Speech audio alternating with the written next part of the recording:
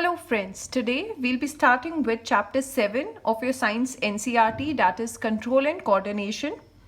Now we know that all the living organisms, they respond and react to the changes in the environment around them.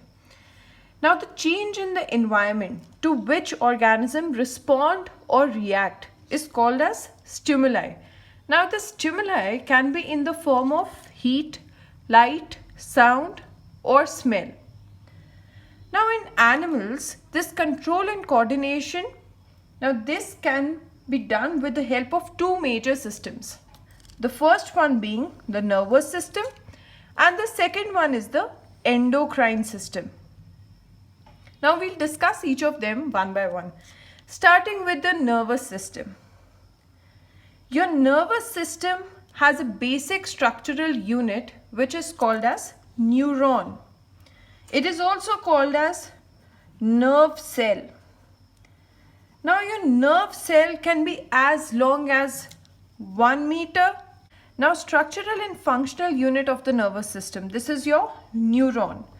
Cells specialize for conducting information via electrical impulses from one part of the body to another.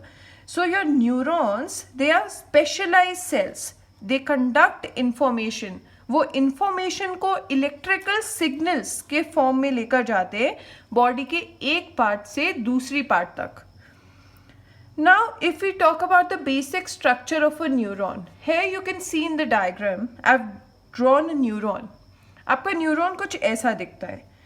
जो आपका ये वाला part है front of a neuron, इसको हम central part को, इसको हम सेल बॉडी बोलते हैं. And these appendages which come out of your cell body, these are called as dendrites. Now from one end, one of the dendrite is very elongated, which forms your axon.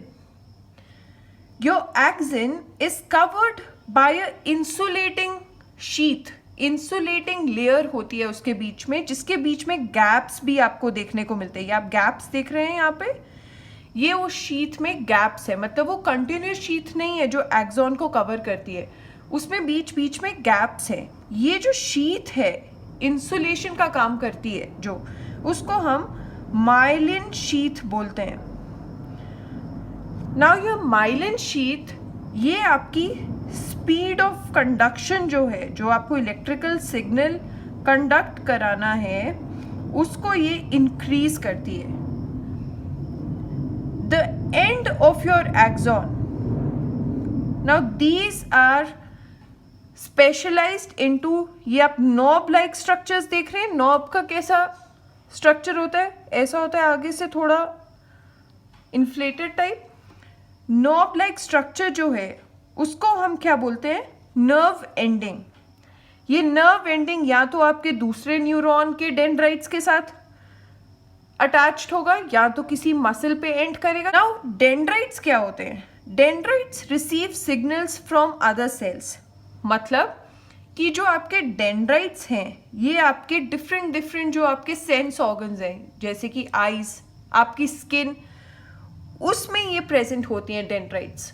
और वहाँ से ये signal को collect करती है या stimuli को collect करती है, उसको इलेक्ट्रिकल फॉर्म में कन्वर्ट करती है और आगे न्यूरॉन्स में पास करती है. एक्सॉन क्या है, axon transfer signal to other cells and organs. आपका जो सिग्नल आपका डेंड्राइट्स लेगी वो आपके डेंड्राइट से सेल बॉडी में जाएगा, सेल बॉडी से एक्सन में जाएगा. तो एक्सन एक मीडियम का काम करता है कि आप नर्व एंडिंग तक, जो न्यूरॉन का एंड है, उस तक सिग्नल पहुंचा सके कि वो नेक्स्ट जो न्यूरॉन है उसको पास कर सके. Now what are nerve ending, जिसको हम एक्सॉन टर्मिनल भी बोलते हैं. टर्मिनल का मतलब क्या हो गया, एंड. तो that forms junction with other sales. मैंने आपको बताया कि यहाँ पे दूसरे न्यूरॉन के डेंड्राइट्स प्रेजेंट हो सकते हैं, दूसरे न्यूरॉन्स के डेंड्राइट्स हो सकते हैं, या तो कोई ग्लैंड हो सकता है, या तो कोई मसल हो सकती है. Cell body, it organises and keeps cell functional. Cell body में आपके पास ये सेंट्रल न्यूक्लियस प्रेजेंट है तो ये क्या करता है, पूरे न्यूरॉन को वाइबल रखने में हेल्प करता है। नाउ मैंने आपको बोला कि जो नर्व एंडिंग है वो या तो डेंड्राइट पे, या तो ग्लैंड पे, या तो मसल पे एंड करेगी, बट उनके बीच में यहाँ पे एक गैप प्रेजेंट होता है जिसको हम साइनैप्स बोलते हैं। नाउ इफ ये एक्सॉन आ रहा था और ये एक्सॉन का टर्मिनल है, these are the nerve endings और the axon terminal। अब इसके आगे अगर यहाँ पे कोई और डेंड्राइट, किसी और न्यूरॉन के डेंड्राइट्स प्रेजेंट हैं और ये उसकी सेल बॉडी आ गई, ये जो गैप है उनके बीच में उसको हम क्या बोलते हैं, साइनैप्स। साइनैप्स क्या है, it is the gap of nerve ending of one neuron and dendrite of other neuron. मतलब नर्व एंडिंग और डेंड्राइट के बीच का गैप, ये आपके डेंड्राइट आ गए, उनके बीच का जो गैप है उसको हम साइनैप्स बोलते हैं। साइनैप्स में आपका इलेक्ट्रिकल सिग्नल केमिकल सिग्नल में कन्वर्ट हो जाता है और फिर ये केमिकल सिग्नल जब डेंड्राइट्स परसीव करती है, जब डेंड्राइट्स को ये केमिकल सिग्नल मिलता है तो उसको वो वापस एक इलेक्ट्रिकल सिग्नल में चेंज कर देती है। Now talking about the functioning of your neuron, how does your neuron function. समझ लीजिए कि आपका जो डेंड्राइटिक टिप था उसको स्टिमुलस मिला। अब वो स्टिमुलस किसी के भी फॉर्म में हो सकता है, या तो हीट हो सकता है, या तो कोल्ड स्टिमुलस, टच स्टिमुलस, कुछ भी हो सकता है। उसको आपके डेंड्राइटिक टिप ने केमिकल रिएक्शन के थ्रू एक इलेक्ट्रिकल सिग्नल में कन्वर्ट किया, जो अल्टीमेटली उसने सेल बॉडी को पास किया। सेल बॉडी से वो इलेक्ट्रिकल सिग्नल आपके एक्सॉन में गया एंड फाइनली आपके नर्व एंडिंग्स में गया। नर्व एंडिंग्स में क्या होगा, हमने पढ़ा कि साइनैप्स होता है, साइनैप्स में आपका इलेक्ट्रिकल सिग्नल केमिकल सिग्नल में कन्वर्ट होता है। केमिकल सिग्नल में जो केमिकल्स रिलीज होते हैं which are very small particles, वो एक मैसेंजर की तरह एक्ट करते हैं। जैसे समझ लीजिए कि पोस्ट ऑफिस में कोई चिट्ठी आई, अब उसको घर तक पहुंचाना है, तो उसके लिए आपके पास पोस्टमैन है जो मीडियम का काम करेगा। तो वैसे ही अगर हमें एक न्यूरॉन से दूसरे न्यूरॉन में कोई सिग्नल पास करवाना है, तो ये जो आपके केमिकल्स रिलीज होते हैं साइनैप्स में, they act as your messengers. They will cross your synapse and they will start a new electric impulse in your dendrite of a new neuron. Finally, it ends on a gland or a muscle cell. जब ये ऐसे कई neuron से पास होकर आपको response generate करना होगा, तब जो आपका एक्सॉन का टर्मिनल है, this is your axon terminal, वो आपके किसी ग्लैंड या ग्लैंड की जगह मसल भी हो सकता है जिसपे वो एंड करेगा and finally it will create a response. यहाँ पे मैं एक इंफॉर्मेशन ऐड करना चाहूँगी कि जो आपके रिसेप्टर्स होते हैं वो बहुत सारे टाइप्स के हो सकते हैं। Now if your receptor is I, तो आप उसको बोलेंगे फोटो रिसेप्टर। अगर आपका नोज में है तो आप उसको बोलेंगे ऑल्फैक्टरी रिसेप्टर। ऑल्फैक्टरी आपका स्मेल से रिलेटेड होता है, जो ऑल्फैक्टरी का मतलब है दैट इज स्मेल। अगर आपका यही रिसेप्टर आपकी स्किन है, then it is called as thermoreceptor, क्योंकि वो आपका हॉट और कोल्ड कितना है कोई ऑब्जेक्ट, वो आपको वो बताएगी। If your receptor is tongue, then it is called as gustatory receptor. Gustatory is with taste. Gustation का मतलब ही taste होता है। gustatory receptor ये आपको taste बताएगी कि जो भी आप intake कर रहे हैं उसका taste क्या है। So आपके receptors भी different type के हो सकते हैं। Now we'll study about reflex action. Reflex action क्या होते हैं? कुछ एक्शंस ऐसे होते हैं हमारी बॉडी के जो बहुत एक सडन और क्विक रिस्पॉन्स प्रोड्यूस करते हैं हमारी बॉडी में।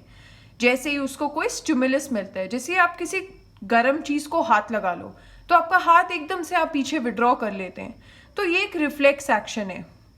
या अगर आप रोड पे खड़े हैं और सामने से कोई गाड़ी आ जाए तो आप एकदम से हट जाते हैं, तो ये भी एक रिफ्लेक्स एक्शन है। या आपका नी जर्क होना, ये भी एक रिफ्लेक्स एक्शन है। नाउ ये क्विक रिफ्लेक्शन जो होता है या क्विक रिस्पॉन्सेज होते हैं हमारी बॉडी को, इनको हम रिफ्लेक्स एक्शन बोलते हैं।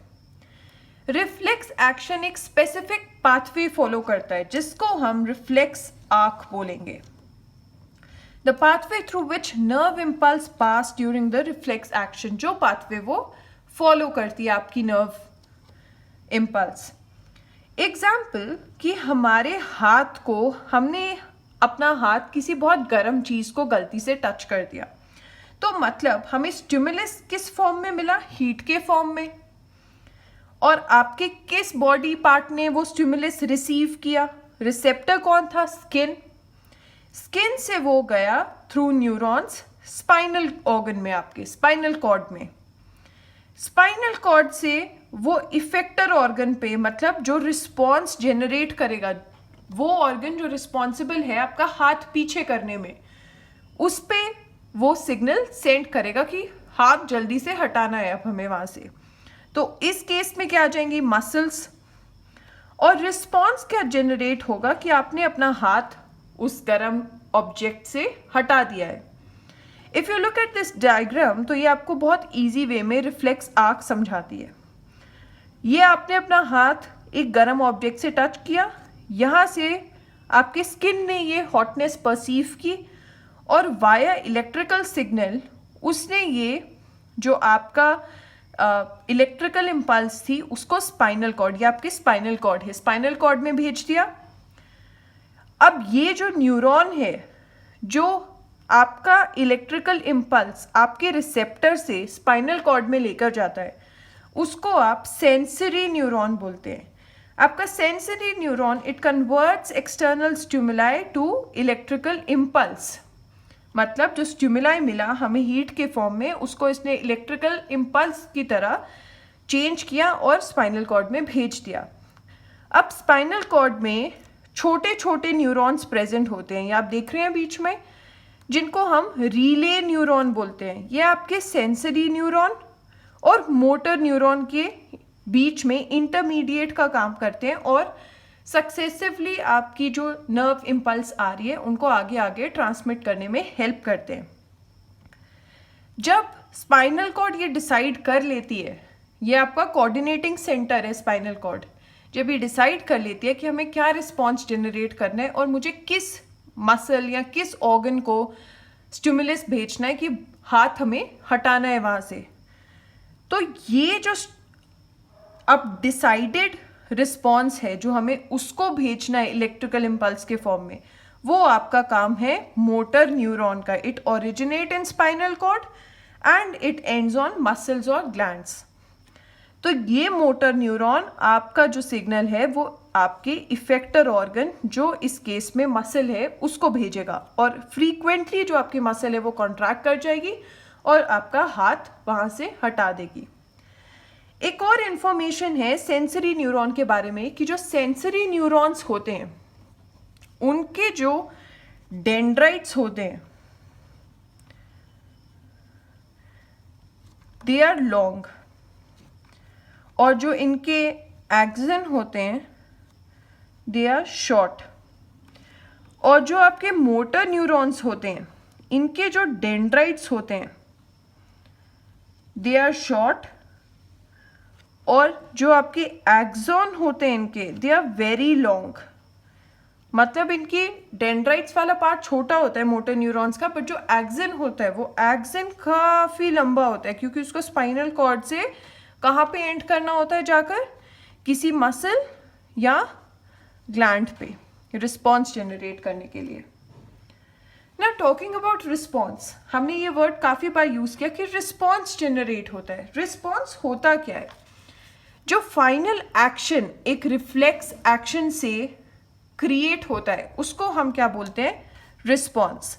आपका ये रिस्पॉन्स 3 तरीके का हो सकता है, या तो वॉलेंटरी रिस्पॉन्स, या इनवॉलेंटरी रिस्पॉन्स, या तो रिफ्लेक्स एक्शन। वॉलेंटरी रिस्पॉन्स क्या हो गया कि उसको फोर ब्रेन कंट्रोल करेगा। फोर ब्रेन क्या है? हमारे ब्रेन का फ्रंट पार्ट, जो सामने वाला पार्ट है, वो कंट्रोल करता है इस रिस्पॉन्स को। और ये आपके सारे कंट्रोल्ड एक्शन होते हैं, मतलब आप इनको कंट्रोल कर सकते हैं कि आपको ये एक्शन कैसे करवाने हैं। जैसे कि टॉकिंग, आप बात करना चाहते हैं या नहीं करना चाहते हैं, ये आपके कंट्रोल में। राइटिंग, इनवॉलेंटरी रिस्पॉन्स क्या हो गया कि these are controlled by mid brain and hind brain. आपके सर के बीच का हिस्सा और पीछे का हिस्सा जो है आपके सर का, that controls these involuntary response.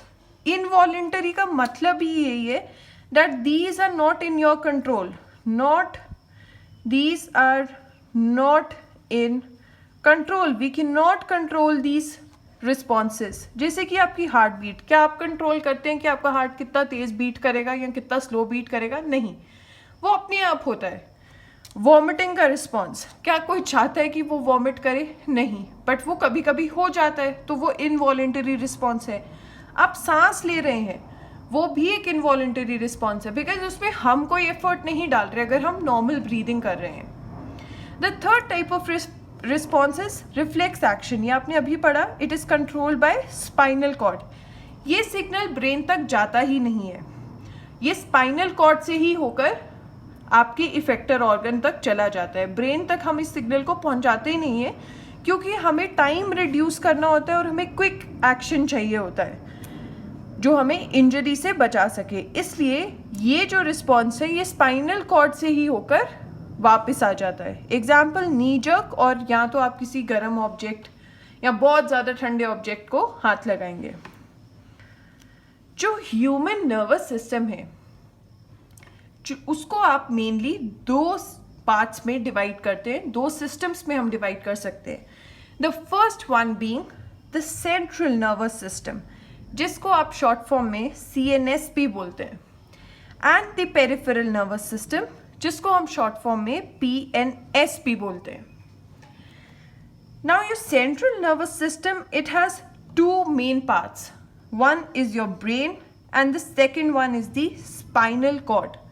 और आपका जो पेरिफेरल नर्वस सिस्टम है उसमें आपके पास नर्व्स हैं। The first one being cranial nerves, जो आपके ब्रेन से अराइज होती है, and the second one being spinal nerves, जो आपकी स्पाइन से अराइज होती है, स्पाइनल कॉर्ड से अराइज होती है। नर्व्स का क्या मतलब होता है? Nerves are bundle of neurons. जब बहुत सारे न्यूरॉन्स आपस में जुड़ जाते हैं तो वो नर्व बनाते हैं। नर्व के अंदर आपके पास बहुत सारे छोटे छोटे न्यूरॉन्स होते हैं, जब वो एक बंडल बना लेते हैं तो उसको हम नर्व बोलते हैं। तो peripheral nervous system is made up of nerves of two different type, cranial and spinal।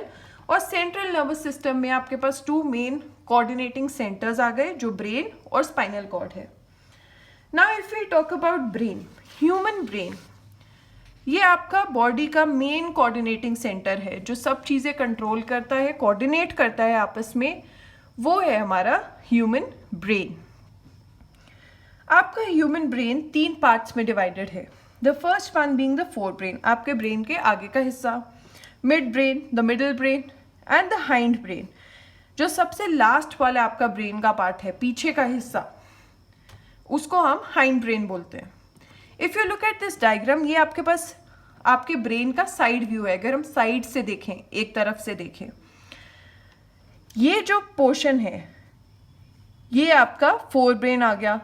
Since आप साइड से देख रहे हैं, जो आपको सबसे आगे वाला पार्ट दिखेगा वो आपका फोर ब्रेन आ गया। फोर ब्रेन में जो सबसे ज़्यादा स्पेस ऑक्यूपाई करता है, जो सबसे बड़ा पार्ट है हमारे ब्रेन का, उसको हम सेरिब्रम बोलते हैं। अगर मैं सेरिब्रम को आपको टॉप व्यू दिखाऊं, अगर मैं ब्रेन को आप ऊपर के एंगल से देखूं, तो आपको कुछ वॉलनट शेप, अखरोट के शेप का ब्रेन का स्ट्रक्चर दिखेगा। ये जो दो आपको मेजर पार्ट्स दिख रहे हैं, ये है सेरिब्रम। ये जो पार्ट है ये आपका है right cerebrum, right hemisphere of cerebrum. ये है आपका लेफ्ट हेमिस्फेयर ऑफ सेरिब्रम। ठीक है, तो ये इसके बीच में एक समझ लीजिए एक गड्ढा जैसा थोड़ा सा प्रेजेंट होता है. दिस इज नॉट कंटिन्यूस, दो अलग अलग पार्ट्स में डिवाइडेड है, जिसको हम लेफ्ट हेमिस्फेयर ऑफ सेरिब्रम और राइट हेमिस्फेयर ऑफ सेरिब्रम बोलते हैं. This part is your mid brain. The middle part of your brain is called as mid brain. Hind brain क्या है? हाइंड ब्रेन है आपके 3 पार्ट से बना हुआ. ये जो आपकी नेक जहाँ से शुरू होती है, अगर आप सिर्फ उसके ऊपर का हिस्सा टच करेंगे तो उसको हम हाइंड ब्रेन बोलते हैं. अगर आप पीछे से अपनी नेक को टच करेंगे तो उसमें 3 मेजर ऑर्गन्स आ जाते हैं हमारे. पॉन्स, मेड्यूला, ये आप देख रहे हैं ये upper part pons, this is your medulla, and this a flower like structure, this is your cerebellum. एक एक करके हम इन सबके अभी इम्पोर्टेंस क्या है वो पढ़ेंगे. फोर ब्रेन सबसे ज्यादा कॉम्प्लेक्स और स्पेशलाइज. इसके फंक्शन क्या है? सोचना, कंट्रोल ऑफ वॉलेंटरी एक्शंस. हमने पढ़ा था कि हमारे वॉलेंटरी मूवमेंट्स को कौन कंट्रोल करता है? Fore brain. मेमोरी, कुछ याद रखना है तो वो भी फोर ब्रेन का काम है. कंट्रोल्स हंगर, आपकी हंगर, थर्स्ट, कि आपको कितनी प्यास लग रही है, कितनी भूख लग रही है, वो भी आपका फोर ब्रेन कंट्रोल करता है.